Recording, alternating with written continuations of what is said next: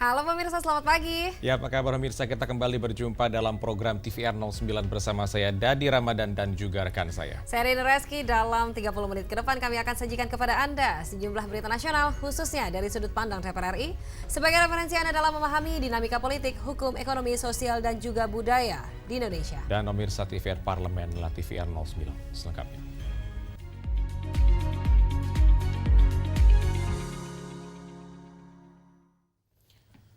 Anggota Komisi 1 DPR RI Nurul Arifin menekankan perlunya adaptasi kurikulum untuk menyesuaikan perkembangan zaman, utamanya yang berkaitan dengan kebutuhan perang hybrid serta penguatan cyber defense atau ketahanan cyber.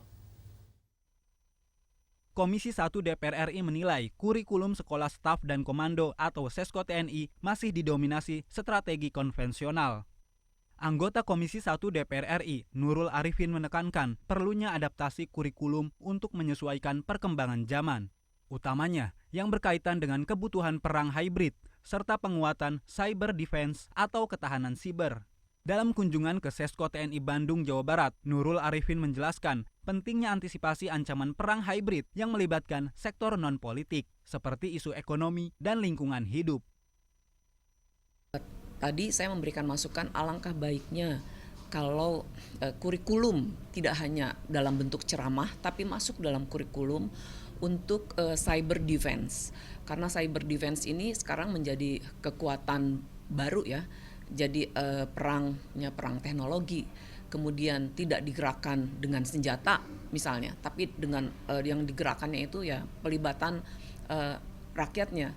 Bukan berarti kita TNI itu harus berhadapan dengan rakyat begitu, karena kan kita sebagai sebuah bangsa nation ya sama begitu ya. Namun juga kita harus mengantisipasi dalam peperangan di dunia internasional di mana terjadi ya, kalau kita lihat kan hari ini di Nepal, kemudian baru terjadi di Thailand begitu. Selain itu, perwira TNI diminta terus memperkuat wawasan global dan diplomasi internasional. Mengingat Indonesia sebagai negara demokrasi dan berpenduduk muslim terbesar di dunia semakin diperhitungkan dalam konstelasi global. Dari Jawa Barat, Kristio Handoko, TVR Parlemen melaporkan. Komisi 8 DPR RI memastikan siswa lulusan sekolah rakyat mendapatkan fasilitas langsung dari negara untuk lanjut ke perguruan tinggi. Fasilitas itu terintegrasi dengan program Kartu Indonesia Pintar atau KIP Kuliah.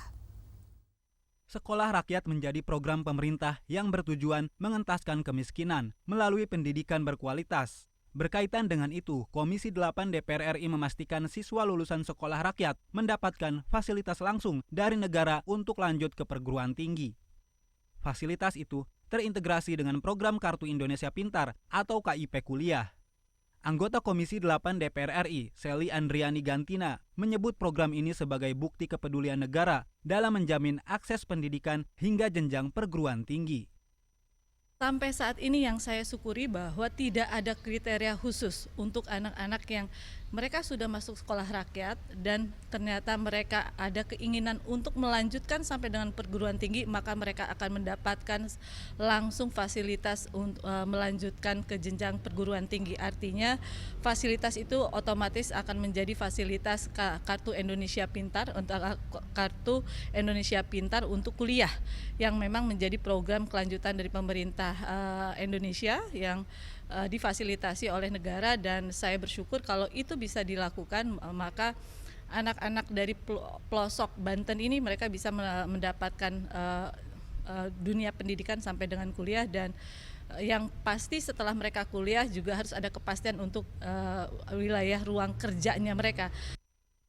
Program KIP Kuliah diharapkan dapat membuka peluang luas bagi anak-anak dari daerah pelosok. Para lulusan perguruan tinggi tentu diharapkan dapat terserap oleh lapangan kerja sehingga dapat memperbaiki kesejahteraan. Dari Banten, Handoko, TVR Parlemen melaporkan.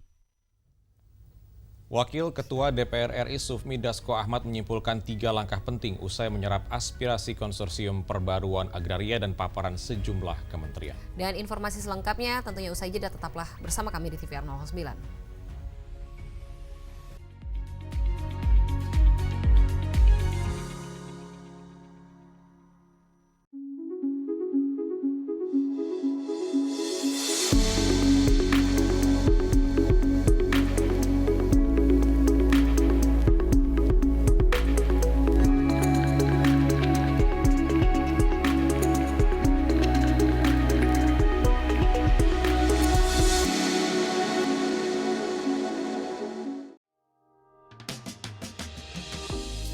Saya lulusan Akabri tahun 88, kemudian berkarir sampai purna tahun 2022 akhir. Ya kalau dulu waktu di kepolisian ya, di eksekutif itu kita bertindak atas nama perintah dan undang-undang. Itu dari mulai perencanaan sampai kepada masalah teknis di lapangan. Pilih dipanggil Pak Jenderal atau Pak Dewan? Pak Jenderal. Karena? Udah terjadi, sudah terbiasa karena mereka melihat saya udah latar belakang sudah jelas. Mungkin itu lebih akrab ya. Lebih pilih kumpul keluarga atau olahraga? Kumpul Olahraga. keluarga. Karena?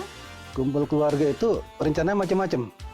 Ya, ada yang weekend, juga kadang-kadang trekking. Trekking kan olahraga juga. Iya, bisa sama keluarga. Iya. Hanya di TVR Parlemen.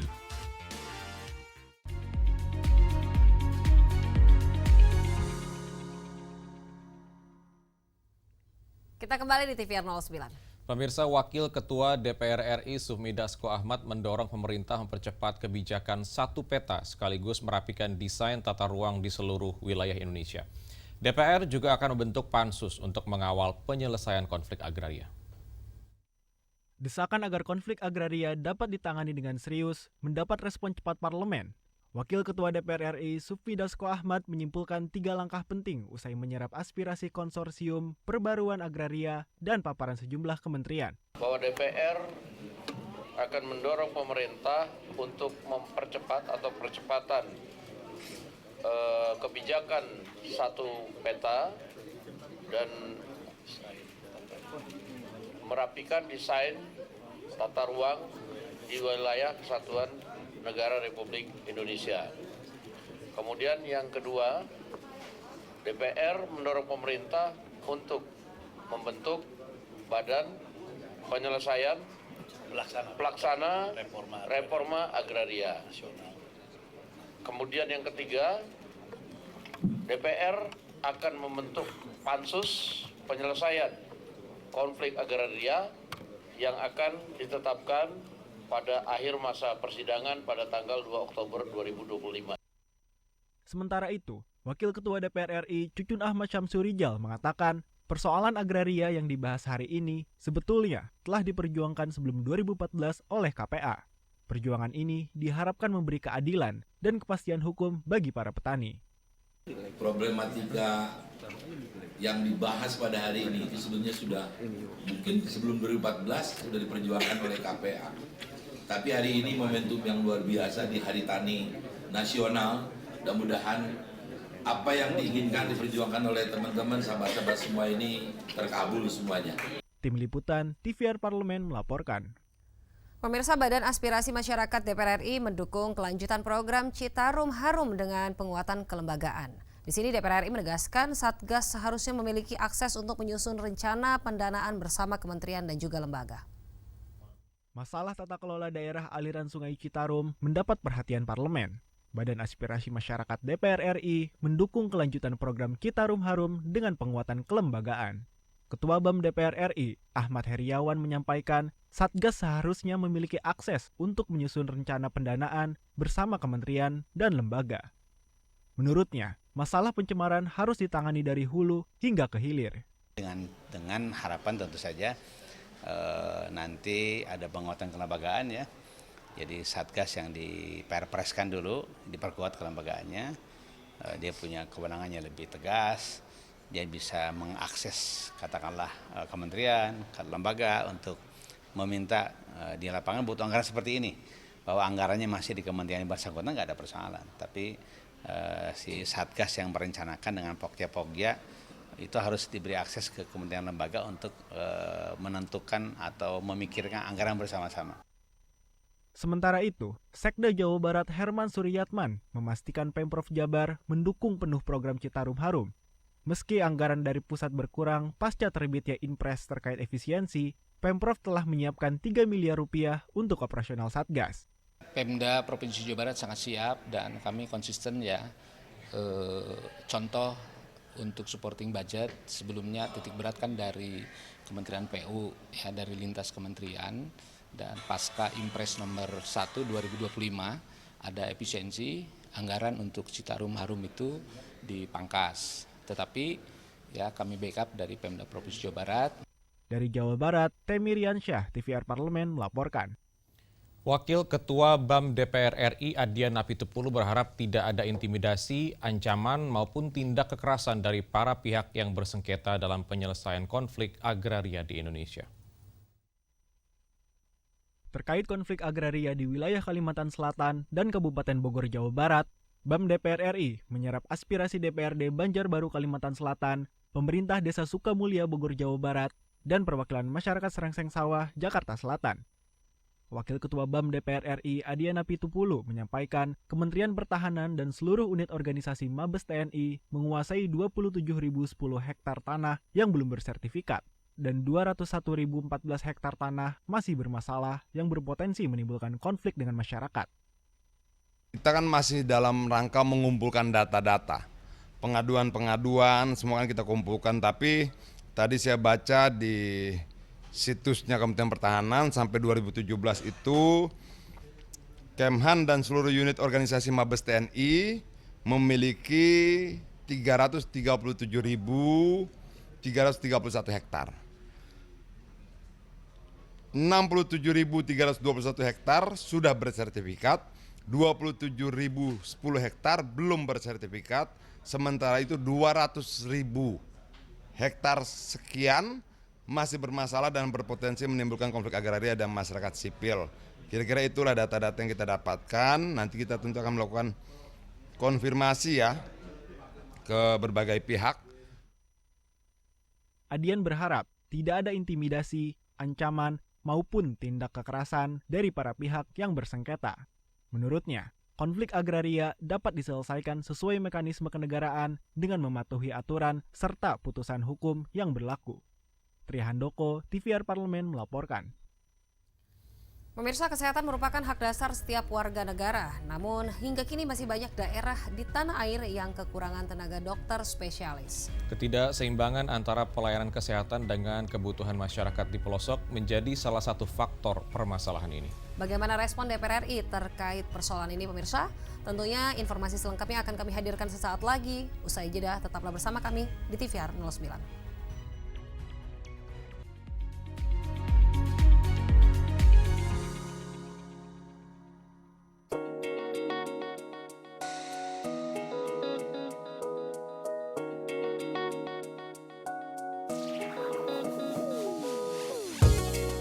Kehadiran mereka tidak hanya mewakili suara perempuan, tetapi juga membawa perspektif yang beragam serta pengalaman hidup yang unik ke dalam proses pembuatan kebijakan. Saksikan Perempuan Parlemen hanya di TVR Parlemen. Ikuti program Keren di Balik Kursi.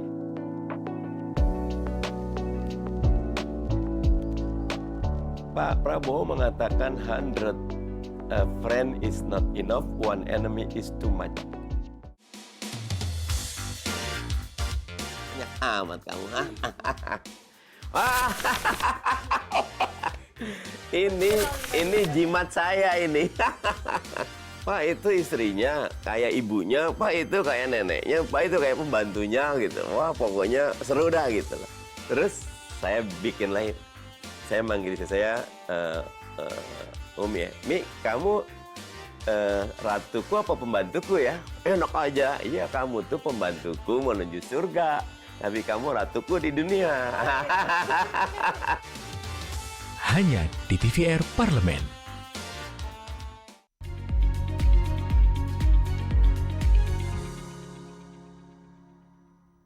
Anda kembali menyaksikan TVR 09. Pemirsa, pelayanan kesehatan yang belum lama merata di berbagai daerah menjadi sorotan DPR RI. Dan DPR RI memahami persoalan ini dan terus mendorong solusi nyata. Salah satunya melalui program beasiswa dokter spesialis yang diharapkan dapat menjadi jalan keluar atas kelangkaan tenaga medis di berbagai daerah. Simak liputan mendalam yang telah dikemas oleh tim redaksi TVR Parlemen dalam segmen Lensa Parlemen.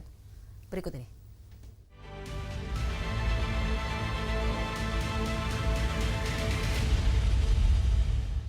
ketersediaan tenaga dokter spesialis masih menjadi persoalan serius di Indonesia. Berdasarkan data yang disampaikan Kementerian Kesehatan, setiap tahun Indonesia hanya mampu mencetak sekitar 2.700 dokter spesialis. Jumlah tersebut jauh dari kebutuhan ideal yang diperkirakan mencapai 32.000 dokter spesialis per tahun. Fakta di lapangan menunjukkan masih banyaknya rumah sakit, terutama di wilayah terpencil, perbatasan, dan kepulauan yang kekurangan tenaga dokter spesialis. Kesenjangan tersebut tidak hanya menjadi angka statistik semata, tapi juga berimbas langsung pada kualitas layanan kesehatan di Indonesia. Menjawab tantangan tersebut, pemerintah menargetkan dalam beberapa tahun ke depan, seluruh rumah sakit di Indonesia memiliki jumlah dokter spesialis yang memadai. Harapannya, masyarakat mendapatkan kemudahan dalam penanganan penyakit katastrofik seperti stroke, jantung, kanker, dan gagal ginjal yang membutuhkan penanganan cepat dan tepat oleh tenaga medis berkompeten. Persoalan tersebut juga mengemuka dalam kunjungan kerja Komisi 9 DPR RI ke Provinsi Maluku Utara. Komisi 9 DPR RI mendorong Kementerian Kesehatan untuk memprioritaskan program beasiswa dokter spesialis dalam rangka mewujudkan pemerataan layanan kesehatan di seluruh daerah termasuk Maluku Utara. Hal tersebut dinilai dapat mengurangi beban masyarakat yang selama ini harus berobat hingga ke Pulau Jawa. Komisi 9 menekankan sarana dan prasarana penunjang kesehatan penting, namun keberadaannya akan sia-sia jika tidak didukung dengan keberadaan sumber daya manusia, khususnya dokter spesialis.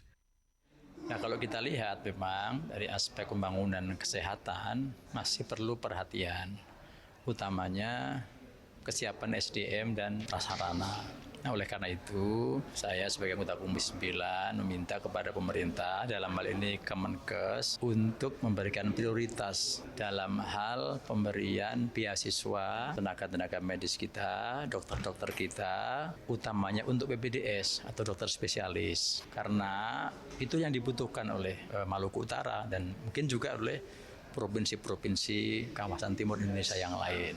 Kalau kita membangun fisik, itu lebih mudah. Tapi kalau ada fisiknya, ada rumah sakitnya, tidak ada SDM-nya, maka mubazir jadi fisik itu. Pemerataan tenaga dokter spesialis diharapkan menjadi kunci dalam mewujudkan layanan kesehatan yang adil bagi seluruh rakyat Indonesia, di mana setiap warga negara bisa mendapatkan layanan kesehatan yang berkualitas, kapanpun dan dimanapun mereka berada.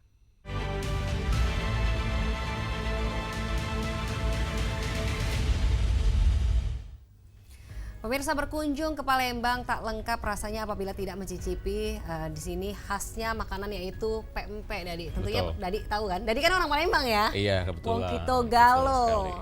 Dan tentunya pemirsa, pempek yaitu sajian berbahan utama ikan, menempati posisi tersendiri di lidah para penggemarnya. Nah, juga pemirsa dan juga Rini, ini di Palembang ada satu tempat yang dijuluki sebagai Kampung Pempek.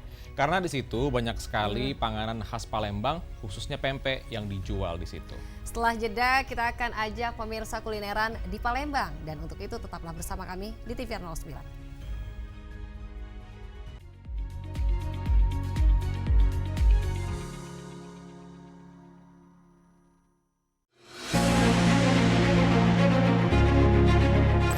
Sasarannya dari Bapak Presiden kita, satu kabupaten kota harus ada satu sekolah rakyat. Itu targetnya, Pak ya? Targetnya. Berarti akan ada ribuan titik sekolah rakyat ke depannya, Pak ya? Jangan sekolah rakyat yang diperuntukkan untuk masyarakat miskin dan miskin tiba-tiba disalahgunakan oleh orang-orang yang berkemampuan yang notabene mereka juga sanggup menyekolahkan anaknya di sekolah-sekolah yang biasa. Nah, bagaimana memastikan bahwa program ini bisa terus berlanjut? Tentunya kami di DPR RI terus mendorong supaya pemerintah ini menganggarkan terus. Jangan berhenti di tengah jalan. Dengan dibangunnya sekolah rakyat ini akan menciptakan anak-anak yang berprestasi. Mungkin nanti lahirnya di daerah 3T. Itu salah satu mimpi Bapak Presiden kita.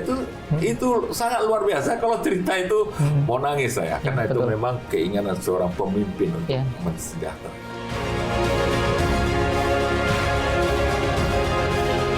Hanya di TVR Parlemen.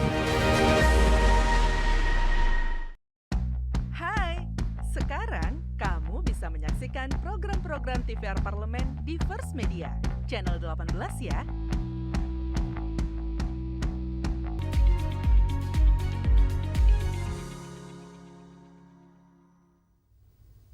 Kita kembali di TVR 09. Ya, ini ngomongin pempek ya pemirsa, dan juga hari ini tadi Pasar Ilir 26 atau yang kerap disebut sebagai kampungnya pempek ini menjadi primadona warga sekitar ataupun wisatawan yang hendak berburu oleh-oleh keluar kota nih kalau misalkan kita berkunjung ke Palembang. Nah, jadi tentunya kalau misalnya di Palembang ini karena dunianya pempek memang dari Palembang, banyak sekali ya tentunya merek-merek, sukanya yang ini, sukanya yang ini. Tergantung gitu. selera ya. Tergantung selera. Dan pemirsa tentunya murah dan enak. Dua kata inilah yang dapat menggambarkan mengapa Palembang atau tempat ini selalu dipadati pembeli. Dan pemirsa tentunya bisa mencoba berbagai varian pempek di sini, dan salah satunya itu varian lenggang bakar yang dimasak secara tradisional dan masih jarang ditemukan di tempat lain. Tanpa berlama-lama, mari kita saksikan tayangan berburu makanan khas Palembang di Pasar 26 Ilir pada segmen Intips, Informasi dan Tips. Berikut ini.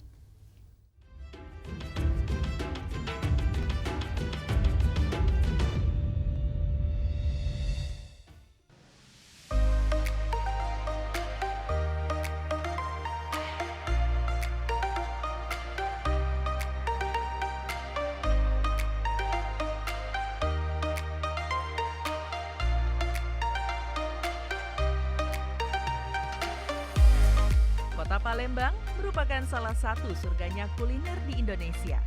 Selain terkenal akan Jembatan Ampera, Palembang juga dikenal lewat kulinernya. Salah satu destinasi kuliner yang ditawarkan di Palembang adalah Pasar 26 Ilir. Pasar ini dikenal sebagai sentra kuliner. Bila pemirsa hendak menyusuri pasar yang lokasinya berjarak 2 km dari Sungai Musi tersebut, ada beberapa rekomendasi jenis kuliner dan tempat makan terpopuler yang bisa dipilih. Belum sah rasanya kalau ke Palembang tidak menikmati empempek yang menjadi kuliner khas bumi Sriwijaya ini. Ya, empempek merupakan makanan khas Palembang dan menjadi kebanggaan Wong Kitogalo. Pempek atau empek-empek merupakan makanan dengan bahan dasar terbuat dari daging ikan yang digiling lembut dan dicampur tepung sagu. Ada juga yang ditambah telur atau bahan lainnya. Pada tahun 2014 yang lalu, pempek telah ditetapkan sebagai warisan budaya tak benda atau WBTB dan saat ini sedang proses untuk menjadi warisan dunia UNESCO. Sebelumnya, pempek dikenal dengan nama kelesan, yang berarti ditekan-tekan, berdasarkan pembuatannya menggunakan pirikan atau mangkok yang tengahnya berlobang-lobang. Nah, Pasar 26 Ilir ini adalah salah satu sentra pempek yang ada di Kota Palembang. Di sepanjang jalan Mujahidin 26 Ilir Palembang ini, berjajaran kedai-kedai yang menjual pempek dengan varian yang beragam, seperti kulit, adaan, lenjer, kapal selam, dan jenis lainnya. Kamu juga bisa mencicipi empempek lenggang bakar yang dimasak secara tradisional. Bahkan proses memasaknya mencapai 1 hingga 2 jam lamanya. Pempek lenggang sendiri merupakan adonan pempek yang dicampur dengan telur lalu dibakar serta dibolak-balik hingga matang. Harga pempek yang dijual di pasar ini juga cukup terjangkau, hanya Rp1.000 untuk satu pempeknya. Jadi pemirsa bisa beli pempek sebanyak-banyaknya tanpa takut uang tidak cukup atau kurang. Selain itu, tempatnya bersih, aman, dan yang pasti pemirsa harus sabar antri ya, karena bisa dibayangkan ya bagaimana ramainya tempat ini. Bagaimana pemirsa? Sangat menggugah selera makan sekali kan? Ragam panganan di Pasar 26 Ilir Palembang ini selain dapat disantap langsung, ragam panganan di pasar ini juga dapat diborong untuk dijadikan oleh-oleh loh. Apalagi harganya yang murah meriah dan rasa pempeknya yang gurih dan garing berpadu kuah cuko kental, manis, pedas, serta sedikit asam. Mantap! Sampai jumpa lagi di program Intips berikutnya.